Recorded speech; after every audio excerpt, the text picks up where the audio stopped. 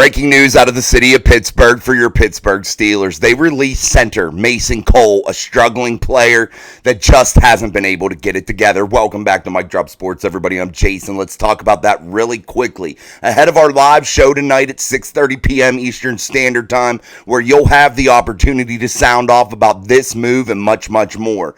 Let's talk about Mason and what he was doing with the Pittsburgh Steelers, and it was really nothing. A guy struggling mightily. Center snapping the ball into the ground. The quarterback constantly having to chase the ball around inside of the pocket. Looking for better snaps, the Pittsburgh Steelers go ahead and they cut ties with Mason Cole. This saves the Pittsburgh Steelers roughly about $5 million in cap space. A team that desperately needs that. But we'll also talk about tonight how the NFL has increased the cap for next season by $30 million, which puts the Steelers in a pretty good spot considering they have restructures available and they are currently in the process of releasing dead weight to their roster from their roster. The Pittsburgh Steelers have to get a center upgrade, and they recognize that, and they knew it had to be a priority this offseason. A lot of people speculated that maybe they would retain the center, Mason Cole, in order just to maybe fill some other needs instead inside of free agency in the draft in order to save money or maybe draft capital. However, the Pittsburgh Steelers go out and kind of make a statement on what they're looking for inside of those first couple rounds in the NFL draft. We're going to break that down tonight also on the live show. But guys, this move really does send some shockwaves throughout that building because it shows that the offensive line wasn't what some people may have thought. The offensive line struggled greatly.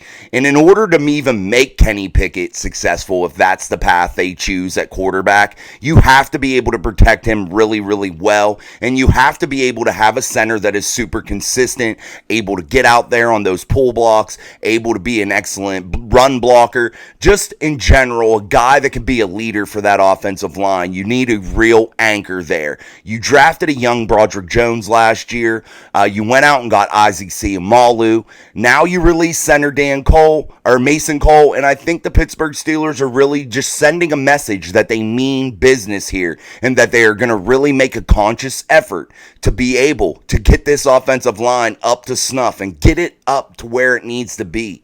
This happened about 20-some minutes ago, 30 minutes ago. By the time I put this video out, it'll be probably a little bit longer than that.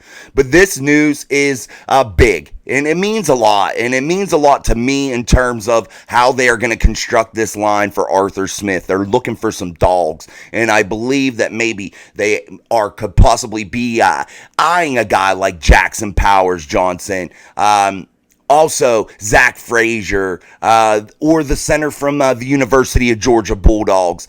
His name just slips my mind off the top of my head. However, there are some options in the draft. It isn't as deep as the tackle position, which most people think, including myself, that they were going to attack in the first round. But now that they release Mason Cole, this might be a sign that they might go center early to get that foundational piece that you need, a guy to be that anchor on that offensive line that the Steelers have had a rich history at.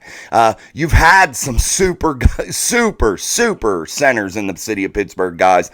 Hall of Fame type guys that really just know how to play the center position at an all-pro level. And the Pittsburgh Steelers are looking to find that yet again.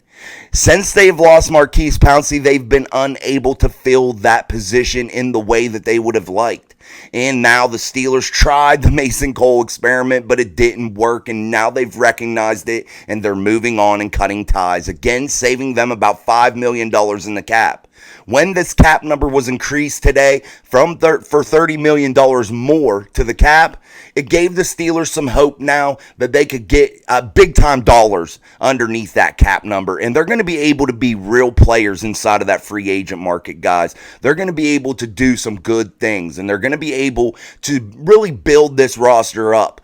But you're looking at this offensive line in a way that you probably haven't had to look at it this offseason so far because of the release of Mason Cole now. You know the Steelers have to get a center. There's no option. They have to do it, and they have to do it now, and there is no real option. They have to look for it, and they have to identify the guy that is going to be that long-term answer. They can't go out there anymore and just sign some random dude and hope that he sticks. They got to go out there and do what the Steelers have done best through the years, and that is find all-pro guys, Hall of Fame type guys at that position.